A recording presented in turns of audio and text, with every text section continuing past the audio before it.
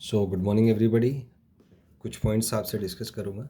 अगर threshold frequency और work function के बीच का ग्राफ ड्रॉ करें तो वी नो दैट दोनों प्रोपोर्शनल होते हैं। तो 10 फाई नोट का वैल्यू अगर हम निकालें, ये एंगल अगर थीटा है तो 10 थीटा आ जाएगा आपका phi naught nu naught by phi naught.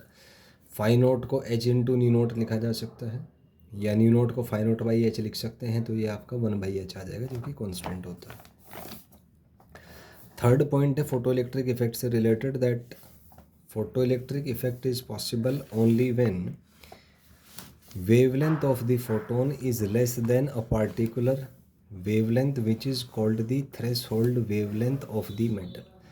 तो फोटो इलेक्ट्रिक इफेक्ट होने के लिए वेवलेंथ एक पार्टिकुलर वेवलेंथ से कम होना चाहिए, जिसको थ्रेशोल्ड वेवलेंथ कहते हैं। आप यहाँ देख सकते हैं energy greater than phi naught, तो H nu greater than phi naught. Nu को लिखा जा सकता है सी बाई लेमडा, तो H C by lambda greater than phi naught. तो यहाँ से हम कह सकते हैं कि H C by phi naught, अगर मैं इसको नीचे ले आऊँ, this should be greater than lambda, और lambda should be less than H C by phi note. ये जो H C by phi naught है, इसी को हम थ्रेशोल्ड वेवलेंथ कहते हैं। तो this is greater than lambda, तो threshold wavelength of the metal should be greater than lambda, और इक्विवेलेंटली यहीं पे कहा जा सकता है lambda should be less than और equal to lambda note.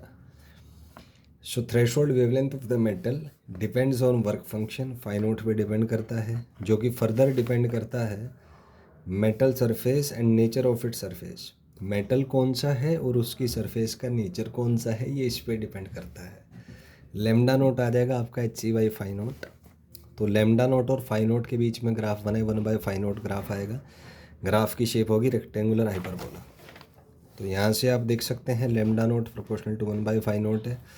Phi naught बढ़ाएंगे तो लेमडा नोट बढ़ाएंगे तो फाई नोट घटेगा, और फाई नोट घटाएंगे तो लेमडा नोट बढ़ेगा। Graph rectangular hyperbola.